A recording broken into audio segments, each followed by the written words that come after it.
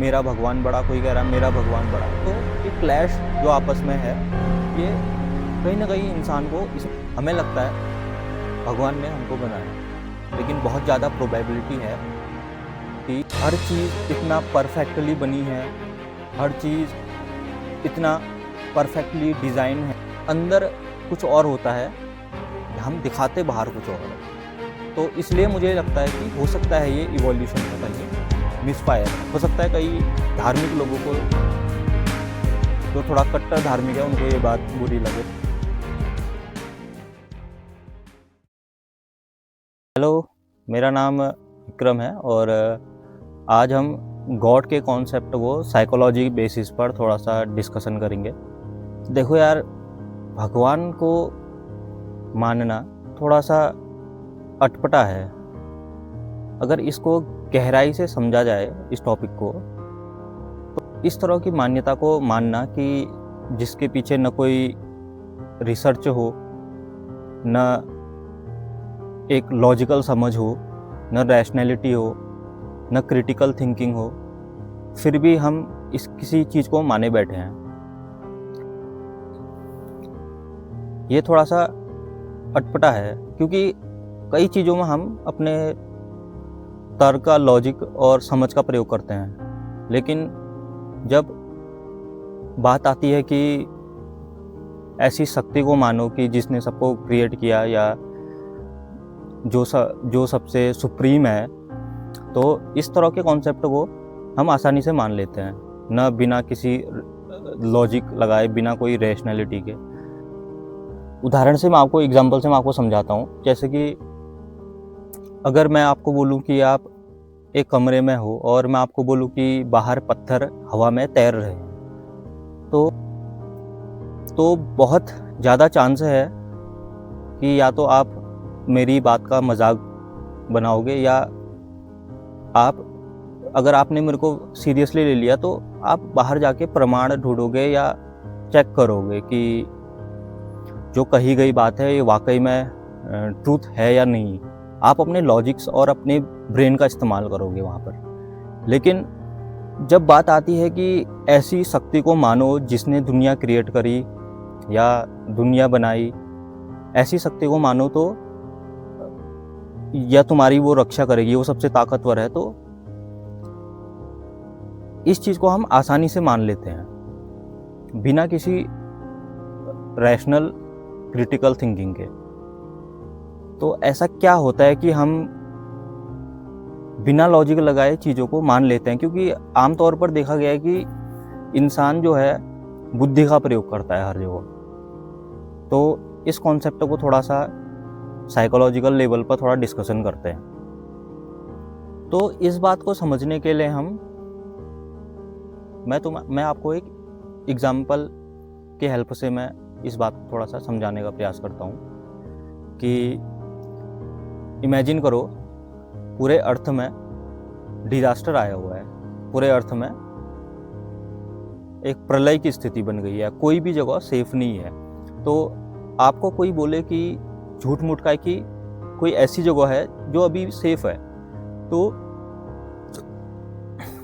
वो जगह आपके दिमाग में घर कर जाएगी।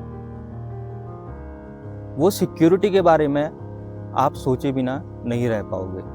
देखिए, हमारे लाइफ भी बहुत ज़्यादा अनसर्टेन है, किसी डिज़ास्टर से कम नहीं है, क्योंकि कोई भी कभी भी मर सकता है, किसी का एक्सीडेंट हो सकता है, किसी का कोई बीमार हो सकता है, कोई बैंकरप्ट हो सकता है, चारों तरफ अनसर्टेनिटी है। तो आपको अगर इतनी अनसर्टेनिटी में एक विचार दिया जाए, मानने का विचार, कि आप मानिए ऐसी सुप्रीम पावर को जिसने दुनिया क्रिएट करी है, या वो आपको सिक्योर करेगी। कहीं ना कहीं हमारे अंदर एक टेंडेंसी है असुरक्षा से सुरक्षा की तरफ जाने की। तो वो जो सुरक्षा की इंफॉर्मेशन हमारे जीन्स में, हमारी साइकोलॉजी के अंदर डिफ़ॉल्ट हमारे अंदर मौजूद है, वो सिमुलेट हो जाती है। तो हम आसानी से इन बातों पर विश्वास कर लेते हैं बिना किसी लॉजिक, बिना किसी क्रिटिकल थिंकिंग, बिना किसी समझ के बिना हम सवाल पूछे आसानी से भरोसा कर लेते हैं। ये सबसे बड़ा कारण है कि इस तरह के इमेजिनेशन को मानना। जैसे कि पहले एक हमने पत्थर वाला एग्जाम्पल डिस्कस किया था कि एक तरफ तो बड़ी ही इलॉजिकल बात थी जिसको बिल्कुल अगर किसी भी आम आदमी को बोलो तो वो इस तरह की बातों को आसानी से मानेगा नहीं, लेकिन भगवान के कॉन्सेप्ट को वो तुरंत ही मान लेता है क्योंकि यहाँ पर उसका मतलब है। पहले पत्थर वाले केस में जो मैंने एग्जांपल दिया वहाँ पर नहीं मानेगा क्योंकि वहाँ पर उसका कोई पर्सनल मतलब नहीं है उस चीज़ के साथ। और हम भगवान को इसलिए मानते हैं क्योंकि हमारा पर्सनल वहाँ पर सुरक्षा से रिलेटेड हमारा एक मतलब होता है वहाँ पर, इसलिए हम उस केस में आसानी से मान लेते हैं। कई लोग ऐसा मानते हैं कि हर चीज़ परफेक्टली डिजाइंड है, हर चीज़ परफेक्टली आपस में सिंक्रोनाइज्ड है। तो ऐसा लगता है कि किसी ने इसको क्रिएट करा है, ऐसा फील होता है, ऐसा प्रतीत होता है ये सब देखकर। जरूरी नहीं है कि हर परफेक्ट चीज किसी ने डिजाइन की हो। पहले नदी में पत्थर आपने देखे होंगे, तो कई पत्थर आपने देखे होंगे बहुत ही वेल शेप्ड होते हैं, वो इतने खूबसूरत होते हैं कि ऐसा लगता है कि किसी ने इन पत्थरों को डिजाइन किया है। हमको पता ही है कि पत्थर कैसे बने, पहाड़ों से टूटे, नदियों में गए, आपस में रगड़ खाई, तब जाके वो उस शेप में बने हैं। तो अगर आपने डार्विन की थ्योरी अगर आपने पढ़ी है, जैसे theory of evolution origin of species, तो हर चीज तुक्के से बनी है। आपको वहां पर साइंटिफिकली वो चीज प्रूफ हो चुकी है, हर चीज तुक्का है, हर चीज तुक्के से बनी है, हर चीज ग्रेजुअली स्लोली टूट के बिखर के जुड़ के, टूट के बिखर के जुड़ के, आपस में जुड़ के, इधर उधर जुड़ के ऐसे बनी है, हर चीज ऐसे इवॉल्व हुई है। तो जरूरी नहीं है कि परफेक्शन ही क्रिएशन हो, ये कोई मतलब लॉजिकल थ्योरी नहीं है। देखो इंसान की जो लाइफ है, अगर उसको थोड़ा सा डीपली हम एनालाइज करें तो जानवर के लाइफ में इंस्टिंक्ट लेवल पर, वृत्तियों के लेवल पर और इंसानों के लाइफ में कुछ ज़्यादा फर्क नहीं है, क्योंकि जानवर भी वही खाना, सेक्स और सुरक्षा के आसपास ही रहती है उसकी लाइफ, और इंसानों की भी इन्हीं 3 चीज़ों के आसपास उसकी लाइफ रहती है। लेकिन जो जानवर होता है वो कहानियां नहीं गढ़ता है, अपना जो भी वो बाय डिफॉल्ट प्रोग्राम्ड है जो कुछ भी करने के लिए, उसके अलावा वो सहज ही वैसा दिखता है जैसा वो है। लेकिन इंसानों में ऐसा नहीं है, इंसान भी खाना, सेक्स और सुरक्षा ही ढूंढता है लाइफ टाइम। जनरली बता रहा हूँ मैं, अपवादों की मैं अभी बात नहीं कर रहा हूँ। लेकिन इंसान क्या है, हर चीज को तोड़ मरोड़ के वो मोरालिटी और वेल सिविलाइज्ड होने का थोड़ा सा नाटक करता है, लेकिन है अंदर से वो भी जानवरी। मैं जनरल वे में बता रहा हूं। तो भगवान के केस में भी कई लोग बोलते हैं कि हम भक्ति कर रहे हैं, हमको आस्था, हमारे अंदर आस्था है, हम भक्ति कर रहे हैं, लेकिन अंदर ही अंदर उनको पता होता है, यार देखो जब हम भगवान को हाथ जोड़ के प्रे करते हैं तो बैक ऑफ माइंड में हम यही तो बोलते हैं कि हे भगवान की मेरा भला करना, मेरा जो है फ्यूचर ब्राइट हो, मैं समृद्ध बनूं, मैं सेफ रहूं, मेरी सुरक्षा करना, ये सब हम प्रे करते हैं। लेकिन दिखाते हम अंदर भक्ति हैं, सामने वाले को लगेगा बड़ा भक्त है, आस्था में डूबा हुआ है, भक्ति में डूबा हुआ है, लेकिन अंदर कुछ और होता है, हम दिखाते बाहर कुछ और है। ये सबसे बेसिकली ये चीज़ इंसानों में सबसे कॉमन चीज़ होती है कि हम करते सब जानवरों वाली हरकतें ही हैं, लेकिन बाहर से दिखाते और है। हम अपने हिसाब से जो कहानी बना रखी है उस हिसाब से हम एथिकली और मॉरली उसको उसमें अपने हिसाब से जो हमने कहानी बना रखी है, हम उस हिसाब से उसको छिपाने की या अपने हिसाब से उसको सजाने की कोशिश करते हैं। और कहीं ना कहीं ये जो भगवान वाला कॉन्सेप्ट है, जो हम इस इमेजिनेशन को माने बैठे हैं कि कोई ऐसी शक्ति है जिसने दुनिया क्रिएट करी, इस तरह के विचारों को हम माने बैठे हैं। कहीं ना कहीं मुझे लगता है कि ये इवोल्यूशन का ही मिसफायर है, क्योंकि इवोल्यूशन अपने आप में एक तुक्का है। किसी चीज़ का बनना अपने आप में एक तुक्का है और स्लोली ग्रेजुअली चीज़ें बनी है, तो जरूरी नहीं है कि वो एक कंस्ट्रक्टिव वे में जाए। कई बार चीज़ें बनने के बजाय एक्सटिंक्शन की तरफ भी जा सकती है इवोल्यूशन में। तो जरूरी नहीं है कि वो बने ही कुछ चीज़, वो ख़त्म भी हो सकती है कई चीज़ें। जैसे कि उदाहरण से मैं आपको एक एग्जांपल से समझाता हूँ कि मान लीजिए 2 टाइप के खरगोश हैं, सफ़ेद और काले खरगोश। तो जब अंधेरा होता है तो सबसे ज़्यादा प्रीडेटर से जो खतरा रहता है वो सफ़ेद खरगोश को रहेगा। दोनों ही लाल और सफ़ेद कलर इवोल्यूशन का ही प्रोडक्ट है।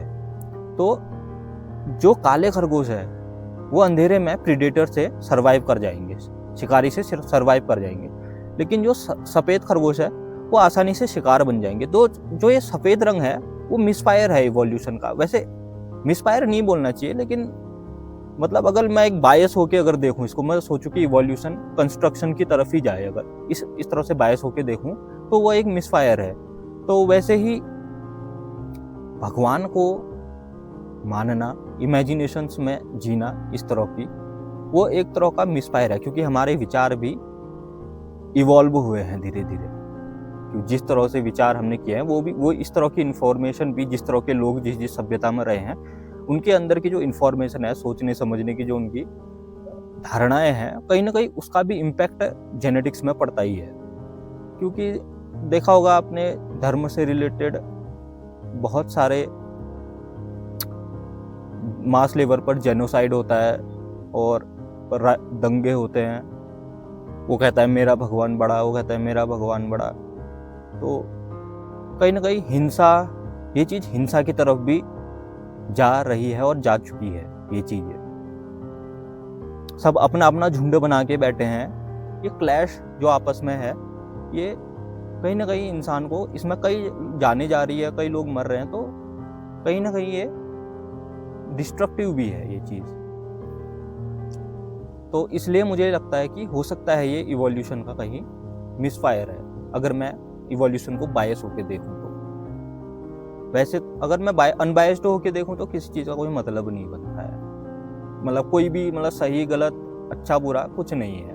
अगर हम बिल्कुल एकदम हम न्यूट्रल होके चीज़ों को देखें तो कंक्लूजन ये है कि हमें लगता है भगवान ने हमको बनाया, लेकिन बहुत ज़्यादा प्रोबेबिलिटी है कि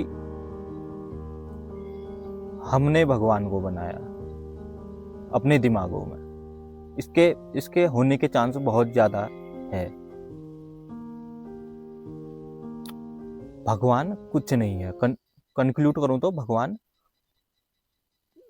बहुत ज़्यादा चांस है कि हमारे दिमागों के ख्याल हैं, लेकिन ये ख्याल जो हैं इनका मतलब नहीं बनता। क्योंकि अगर हम डर के कारण भगवान को माने बैठे हैं, तो एक तो वो डर होता है जो प्रैक्टिकल है, जो जंगल में हिरन को है, जब वो घास चर रहा है वो चौकन्ना रह रहा है डर के कारण कि कहीं प्रीडेटर उस पर हमला न कर दे। तो कहीं ना कहीं वो डर उसके काम का है, वो उसको सर्वाइवल की तरफ धकेलता है। लेकिन आप डर के कारण एक ऐसी कल्पना कर डालो कि किसी ने दुनिया क्रिएट करी है जो हमें सुरक्षित करेगा, और उस डर के कारण आप दुनिया भर के रिचुअल करने लग जाओ, कर्मकांड करने लग जाओ, तो ये बड़ा अजीब है। आप इस वीडियो को थोड़ा सा अनबायस्ड होके भगवान की तरफ अनबायस्ड होके देखना, तो थोड़ा बहुत आप रिलेट हो सकता है रिलेट कर पाओ, लेकिन कई हो सकता है कई धार्मिक लोगों को, जो थोड़ा कट्टर धार्मिक है, उनको ये बात बुरी लगे, तो आप क्रिटिसाइज भी कर सकते हो मेरे को कमेंट्स में, तो आपका भी वेलकम है। लेकिन लॉजिकली करना, क्रिटिसिज्म लॉजिकली होना चाहिए, सवाल पूछना बड़ा जरूरी है। तो टॉपिक को कंक्लूड करते हैं। तो भगवान, बहुत ज़्यादा चांस है, बहुत ज़्यादा प्रोबेबिलिटी है कि भगवान हमें जो नश्वरता का डर है, जो हमें एक्सटिंक्शन का जो डर है, हमें अपनी विलुप्तता का जो डर है, उससे पैदा हुई एक सुरक्षा, ख्याली सुरक्षा की कल्पना है। मेरा छोटा सा ये प्रयास है कि जो कुछ मैं अभी लर्न कर रहा हूँ, सीख रहा हूँ, समझ रहा हूँ, तो आप तक थोड़ा शेयर कर सकूँ। बाकी आगे भी हम कई साइकोलॉजिकल विषयों पर डिस्कशन करेंगे, जैसे कि इंडियन फिलॉसफी में जो लॉजिकल बातें हैं, वेस्टर्न फिलॉसफी में जो रैशनल और क्रिटिकल थिंकिंग है या क्रिटिकल थिंकर्स हैं, उनको हम थोड़ा डीपली यहाँ पर डिस्कशन करेंगे। तो